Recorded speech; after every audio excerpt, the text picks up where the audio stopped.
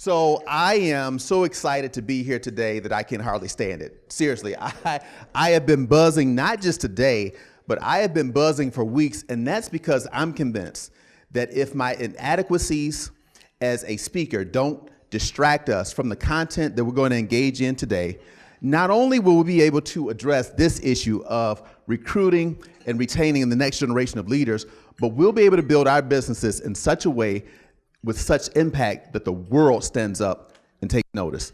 That's what has me excited. So I'm tremendously excited to be here. So let me get started by doing something that I shouldn't. Let me break some rules by opening with an apology. Let me apologize. I have a lot of information, a lot of content, a lot of ideas that I want to share with you, and I have a very short period of time to share it. And obviously I know that you guys are eating. So if you're anything like me, you know what, I do hear a little bit of that feedback. Let me put this down here. Let me try this and see if this works. If you're anything like me, I really love to be highly engaged, intently engaged whenever there's a speaker, but I also like to have my takeaway notes. So to avoid you trying to take fast and furious notes, and again, to allow you guys to eat, I know it's uncommon, but I'm going to give everyone a copy of my slides. So I want to make sure that you guys can fully be present, you can fully engage so that we can get right into it. Fair enough? All right, let's get to it. You guys, quickly, tell me, what does this say? Shout it out. Everybody says jumping to conclusions, right? You guys are absolutely wrong. Okay, I set you up, and that's the only time I'm going to do it today. But I do this for good reason. I do this because we're going to cover some topics today that may fly in the face of philosophies that you've come to accept and embrace.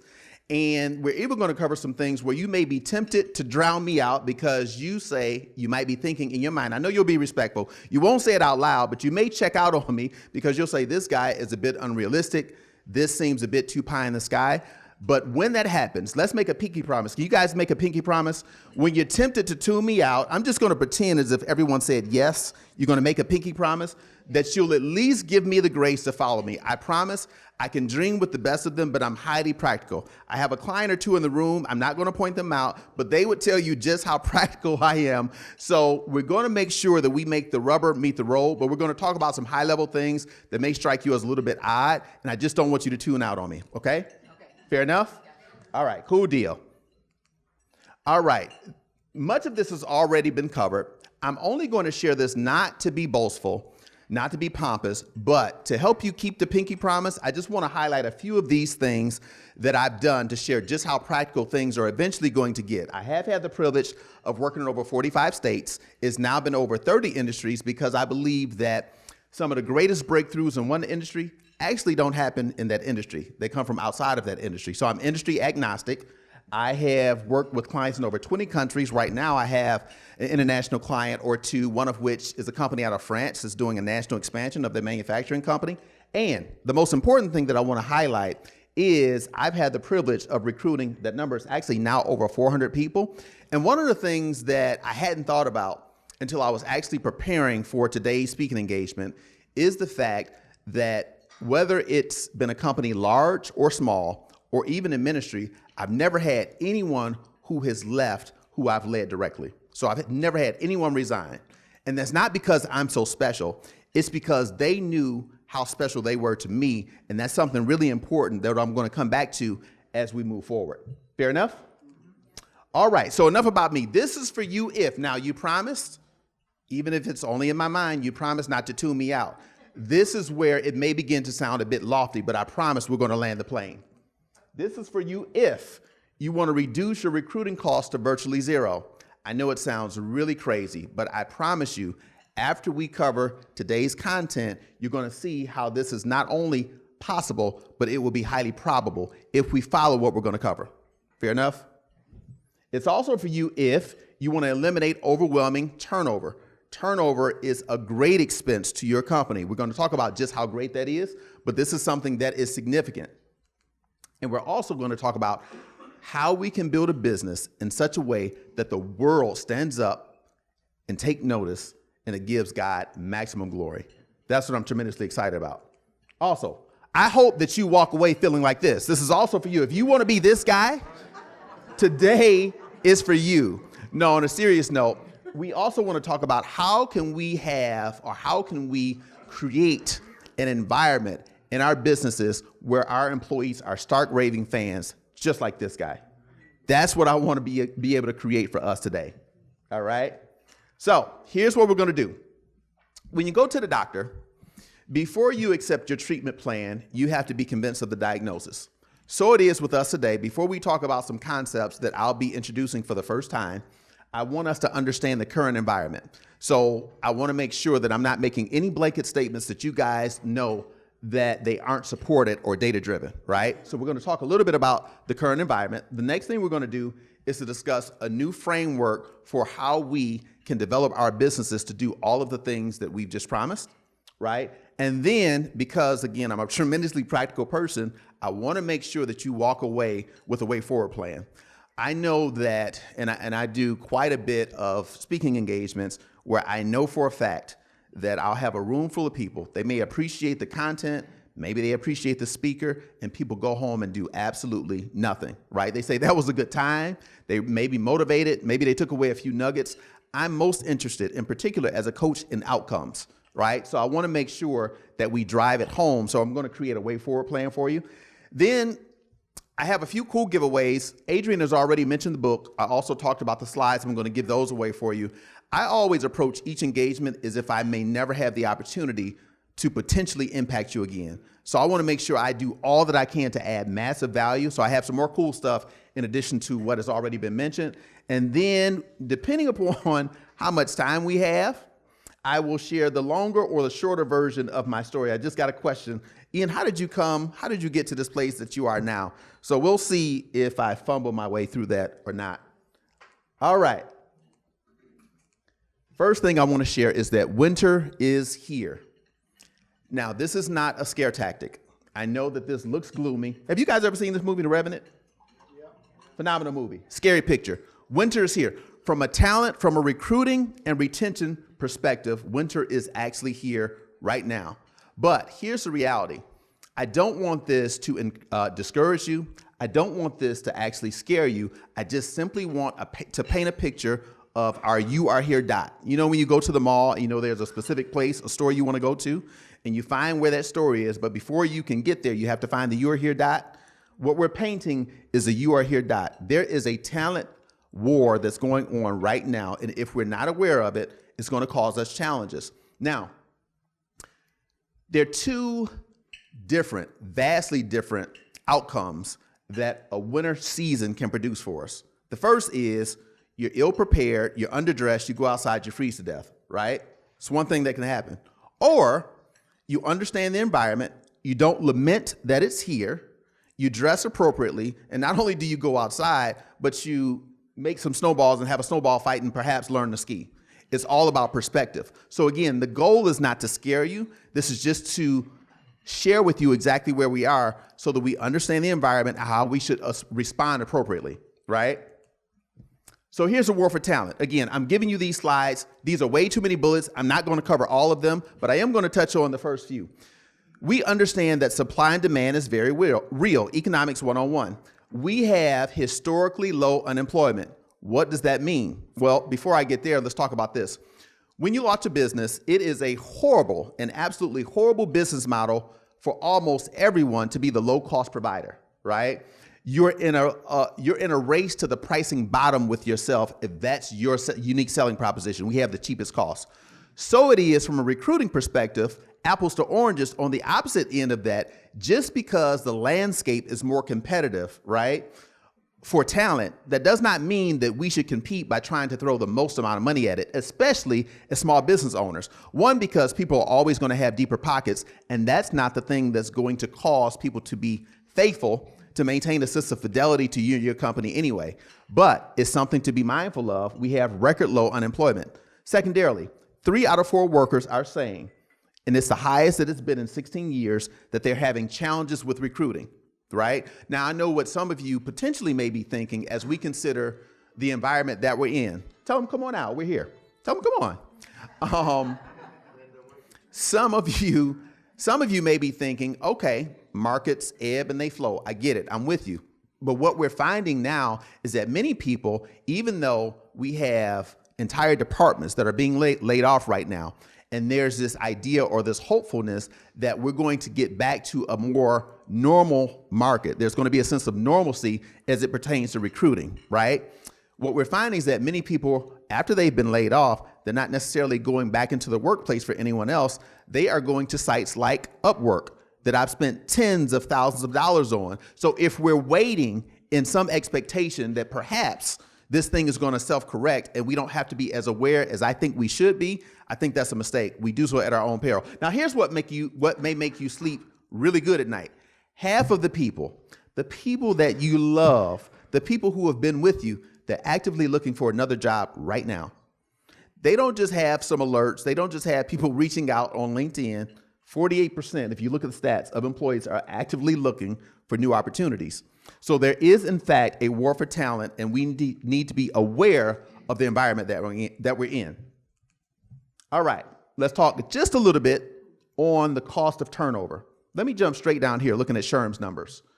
The cost of turnover is between 100% and 400% of the employee's salary for technical and professional positions. This is how important retention is. These numbers are startling. So this is a very real challenge. And the question becomes, all right, here's where we are. Let's begin to shift our thinking of how do we get beyond these challenges here. In between recruiting and retention is a wonderful word called engagement. If we are going to build a business and have such an impact on our people that makes the world stand up and take notice, we have to become excellent at this thing, engagement, right here. And when we do, it will virtually eliminate the issues that we have with recruiting and retention. Here's what engagement is. It's the level of enthusiasm, the commitment, and involvement of employees that they have toward their work and their organization. If we want to create stark, raving fans, we have to find out how we can massively increase the level of enthusiasm, the excitement that people have, the affinity that they think about, right? And that they feel as they consider your business. I love it. I love it. Must be an HR professional. Love it. Here are the benefits of companies that have greater levels of engagement. 21% greater profitability, 70% less incidents. That number is absolutely huge. In addition to that, your people are showing up, 41% less absenteeism, 59% less turnover, and look at this, 20% sales increase simply by tackling this issue right here of engagement. That's how important it is. Now, just by way of review, I know that we have all heard for years and years and years what the secular business purpose definition is, right? It is to maximize shareholder value. But as believers, we march to the beat of a different drum. We know that the earth is the Lord's and the fullness thereof. The Bible says whether we eat or whether we drink or whatever we do, we have to do it to his glory. So our definition has to be different. In order for us to fully embrace what's to come, I thought it was important to review this and to juxtapose this with this. The sacred definition, the definition that I've made up, is to add maximum value in service to not just shareholders, but stakeholders, so that we can bring God maximum glory, right? Now, before I move forward in sharing the framework that I've developed, I want to take just a brief moment to spend some time on this very important point. And I really wrestled with whether I was going to include this slide or not. Quite honestly, I feared if I'd be able to make it through the rest of the presentation because of how emotional it makes me, because of how grateful I am. But because this is so central to what we're going to cover, I included it. There have been two people that God has used to bless me immeasurably that I am eternally grateful for. The first person is my Uncle Kelvin. When I was younger, my father was in prison. I'll come back to that later. But I didn't feel at all any sense of void because my uncle stepped in. My uncle was patient with me. As a matter of fact, the reason that I love Lexus cars right now and I have a Lexus is because my uncle has a Lexus or had a Lexus when I was younger. When I stood next to him, I was much taller. He was always patient with me. My entrepreneurial journey started with him. Ian, here's how you sell candy. My uncle is a barber, owns a barber shop. I used to attend barber college with him. I literally sat with him for hours and hours where he shared life lessons, where he would make me laugh until I cried. My uncle would, no matter what was going on, he demonstrated for me what a man looked like. He was everything that I thought that a man should be. He was always patient with me. Whenever he went to the mall, he would always get me. How many attorneys do we have in the room? I don't know if I'm about to reveal state's evidence. I was driving way too early because of my uncle. He was so great to me that it feels like he was a character out of a movie. My uncle was amazing. And every time I think about him, I'm so grateful that God used him to step in at a moment where I desperately needed it. Again, I didn't feel any sense of lack or void because my father wasn't around, because of my uncle.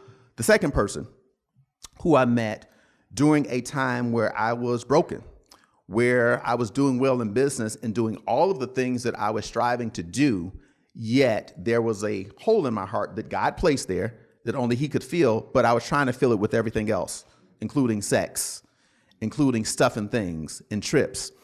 And that's when I met Pastor Christopher Brooks. At the time that I met him, he was the executive pastor. I love it. He was the executive pastor at Evangel Ministries. And he literally labored with me. He discipled me until Christ was formed in me. I gave my life to the Lord. Let me retract that statement. I'll come back to that. I was saved at a young age. I gave my life to the Lord as a result of Pastor Chris Brooks.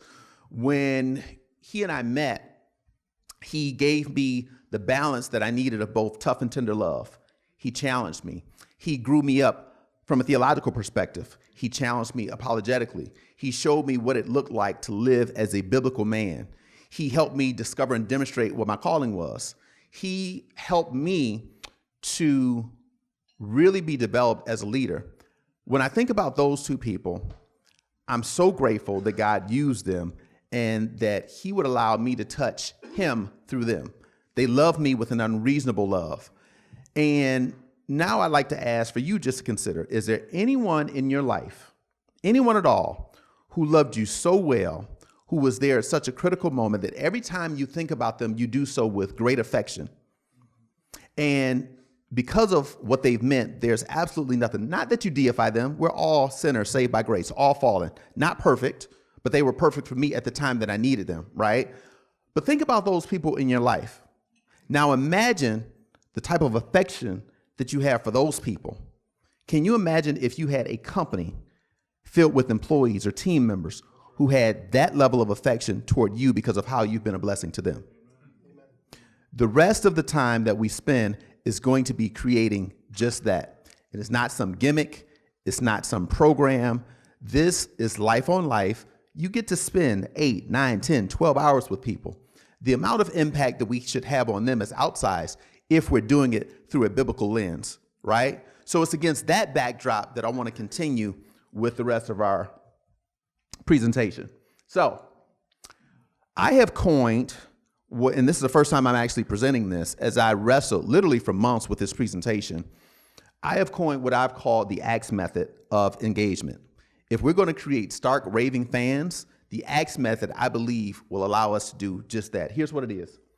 It's an unusually effective approach to maximize employee engagement. It's designed to be simple. It's designed to be highly impactful. It's designed to be highly accessible. So again, we're going to talk high level, and it's going to feel like I'm encouraging you to start a church, but I promise I am not. Don't tune out. Remember, you pinky promised, at least in my mind. So it's always great when you find out that you've done stuff wrong in your slides. This is the wrong order. I wanted to have a really dramatic opening with this. It didn't work out. So let me give you all of these. ACTS is an acronym. I was actually supposed to start this way and work my way around. It didn't quite happen like that. But there are 4 keys to the ACTS method of employee engagement. And the first key is aspiration. If we become really good at, and it becomes a burning desire of ours as a company to help our people achieve their greatest aspirations, their greatest goals, and their dreams outside of the context or the confines of our individual businesses, the affinity that you build, the amount of engagement is going to skyrocket. Because what's going to happen is people are going to begin to associate your company. Doesn't really matter the widget, be it a product or service or combination of the two. Doesn't matter what you sell. They begin to associate coming to this business with my dreams, your business with my dreams being fulfilled, with my greatest aspirations being fulfilled, right? So that's key number one. Key number two is calling. After we have achieved the stuff, all of the stuff that we thought would make us happy, what we realize is we have a God-sized hole in our hearts. And for that reason, I love this. We don't just want to help people achieve their goals, their dreams, their aspirations. We want to help them discover and demonstrate their calling. And again, I know this is not a church, but hear me out. Jesus knew the right bait to catch the right fish. As believers, we know that all things that we should be doing should be driving people toward the gospel, right? And I recognize that some of us may have prayer meetings, and I applaud that. I'm not taking shots at that. Some of us may even have Bible study, but perhaps, just for your consideration, that's not necessarily the right bait. Maybe the right bait is you help people to discover and demonstrate their calling, and you're using a biblical framework. We recognize that if we want to understand why we're created, we know that we are the clay, he's the potter.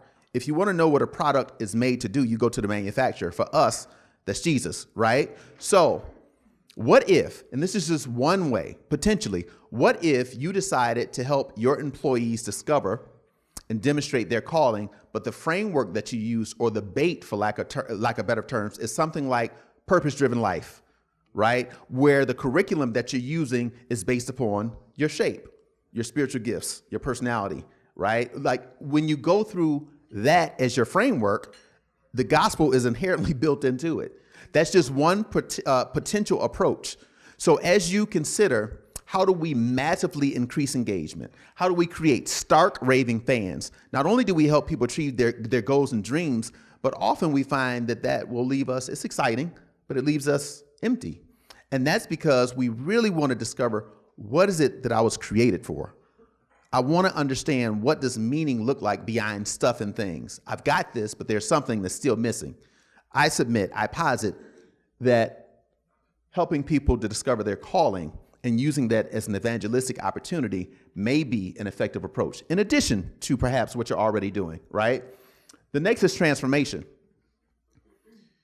If your business becomes a place that people associate with my life and that of those closest to me being transformed, then your engagement is going to go through the roof. I come to you, and every day that I come to work, I'm finding out that my marriage is better. When I come to you, I'm finding out that I'm able to communicate better with my kids.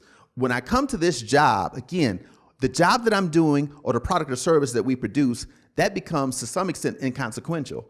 I'm coming to you because this is life-giving to me, because my greatest goals and dreams are being fulfilled, because you help me to understand, what am I called to do? And not only that, my life is being transformed. Imagine if your business did that for people. And then support. We learned years ago that we are not robots. During the Industrial Revolution, we cannot just keep working and working and working people.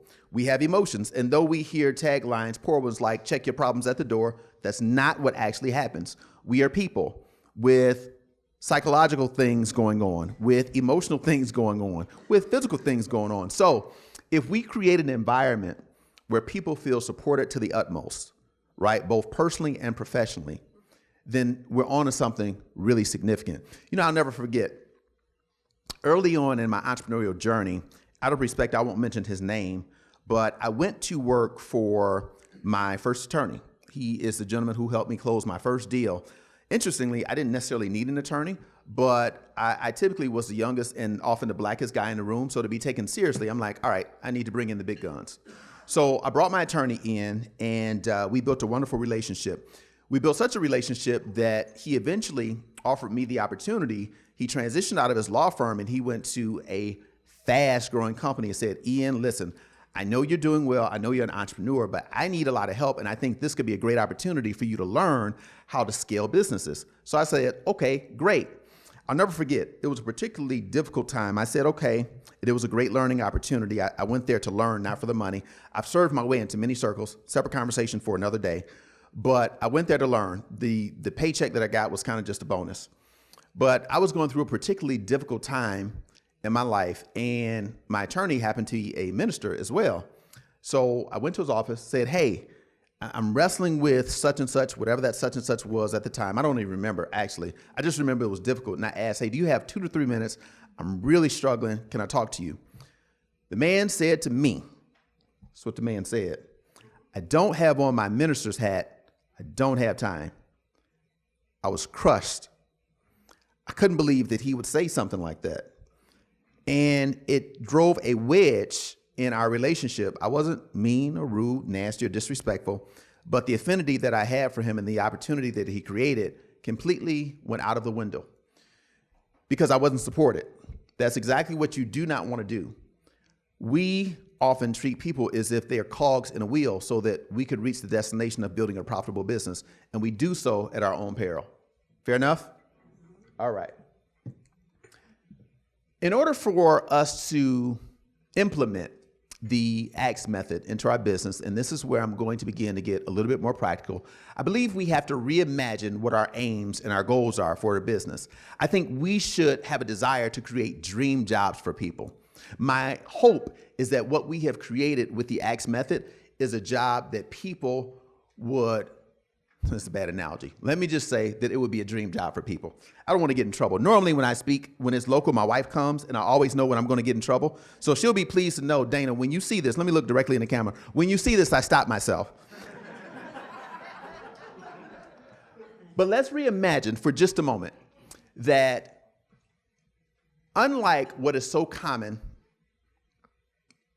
that the way that we're going to build our business is to add massive value to our customers, clients, or patients so that we can generate significant profits, so the significant portion of those profits are going back to impacting our shareholders, our stakeholders, beginning with those who are closest to us, our employees.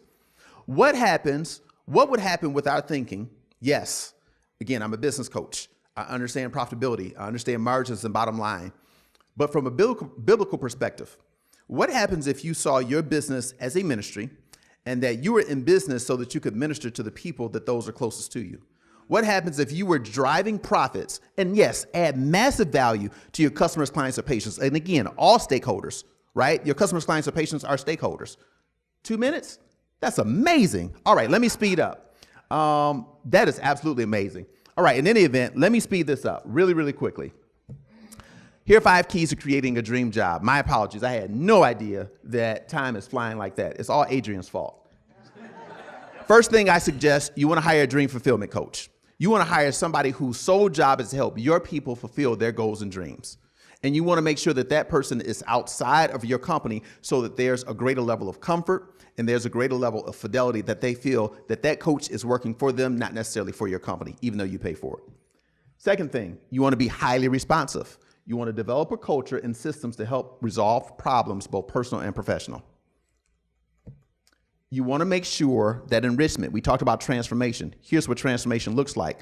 Despite or in addition to, is it possible, can I have 2 additional minutes? I appreciate that. In addition to all of the training and the skills that you need to develop specifically for the job function, a part of your culture, your development or enrichment culture should be to develop people in all of these areas. Mindset. How do I understand my own psychology and my own neurobiology so that I can do what's in my own best interest, right? Health, communications, leadership. We're all leaders. Doesn't matter if I have anyone reporting to me. The first level of leadership is self-leadership. Not only that, project management. If you have goals of any sort, you have to get really good at managing projects, and then financial management. So that's enrichment. Advancement. Here's something that's really, really interesting, and I found this in the Dream Manager, phenomenal book. You want to make sure that you create advancement opportunities, and if your company doesn't grow fast enough to create them inside of your company, you have an outplacement professional that you send your people to that you actually help them get opportunities outside of your business. It may seem counterintuitive if the goal is to retain people, but doing this is going to create such loyalty and such excitement that it'll be mind-blowing. In addition to that, marketing. Most job ads suck. So you got to understand when you're placing your job ads on ZipRecruiter and Indeed, and I've done this hundreds upon hundreds of times. I actually say in some of my job ads, this is not a traditional job ad because we think they suck. I've literally said that in my job ads. But when you're marketing, in particular direct response marketing, the centerpiece of that is having what's called a unique selling proposition. The unique selling proposition, if you're going to implement the ACTS method, is come with me and your dreams are going to be fulfilled. Work with us and your life is going to be transformed. Come with me and we're going to develop you in all areas and you're going to have unprecedented support. That's the kind of stuff that you tout. We live in a litigious society. Yes, make sure your attorney feels good about it because people can use that to sue you. I get it. But most job ads suck, so we have to rip those up and start it again. Okay, if you guys didn't catch it, just like ACTS, the dream job is also an acronym. And if we do this, the goal is to create stark raving fans just like that. So you want to hire a dream fulfillment coach. You want to be highly responsive.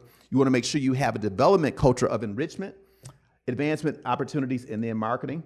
All right, here's a way forward plan. Let me go through these really quickly. The one that I'll focus on, the single most important thing that I'll focus on is this. You got to make a decision. Don't leave here today thinking, oh, that's cool. If you're thinking about it, either do it or don't, but make a decision. I think the English language falls desperately short in conveying the power behind certain phrases and words. And decision is one such word. If you look up the Latin roots of the word decide, it means to engage in a course of action, cutting yourself off or burning your boat from all other possibilities. So make a decision. Here's some of the practical things that you can do. All right, you guys, I mentioned that I want to add massive value, so I have a few gifts for you. It's going to be today's slides. My new book that is unreleased, I'm going to make sure that I give everyone a copy of that. That's not the book that you're going to get when you turn in your card. That's another book. And for those of you who want to take it further faster, though it would take me some time to get to you, I'm totally willing to do one free complimentary session if you want to engage with me more fully so that we can talk about what this means in the context of your own organization. All right, to be able to get all of the goodies, please take your phone out really quickly before I sit down. Take your phone out, complete a 2-minute survey, and I think my time is up. This is going to give you the slides right away, you guys, and this is going to give me the information so that I can get your address. So please do the survey, and while I do this, I'll share a little bit about my background. I know it's distracting, but for the purpose of the video recording that you can go back and listen to later, you guys just complete a quick survey, want to find out what you like, how I can do this better, because I want to evangelize this method. I'll share about my background in 1 minute. I was born and raised on the east side of Detroit, and in many ways, my story is kind of cliche. It's a familiar story to a lot of boys and girls who grow up in urban areas, in that my father was in prison. My mother, brother, who's 4 years my senior, and I all lived on welfare. We lived on less than $580 per month. And for me, I was looking for a way out, especially because I remember, I don't want to gross anybody out, so forgive me in advance. I know what it's like to use newspaper, wet newspaper, as tissue. I know what it's like to have your house broken into so many times that you're sad that you're in this position, and then you're terrified, and going from that to complete anger. I started carrying guns, again, I'm giving away state's evidence, at the age of 13. Because I moved from being scared to saying, I want to make an example out of somebody. So I was actually looking forward to somebody breaking them. Think about that. God has saved me from so much and from myself. I was looking forward to killing someone to make an example that you won't be breaking in this house. That's kind of how I grew up. But because of that, I had dreams of being a millionaire. I achieved my goal by 26, but the closer I got to my goal, the more broken I was. And thank God that's when Pastor Chris stepped into my life. The bottom fell out of my first business, but it was through that experience and the brokenness all along the way that I discovered my mission, which is to build businesses to bless the world. So that's why I'm here, how I got here with you guys today. And this is the wonderful family, my wife, Dana, my daughter, Mina, my oldest son, Pearson, and Ethan. Listen, you guys, forgive me. The time went really, really quickly, but I so appreciate you guys giving me your attention. I'm really excited to see what God is going to do in and through us and our businesses as we implement this method. God bless. Thank you, guys.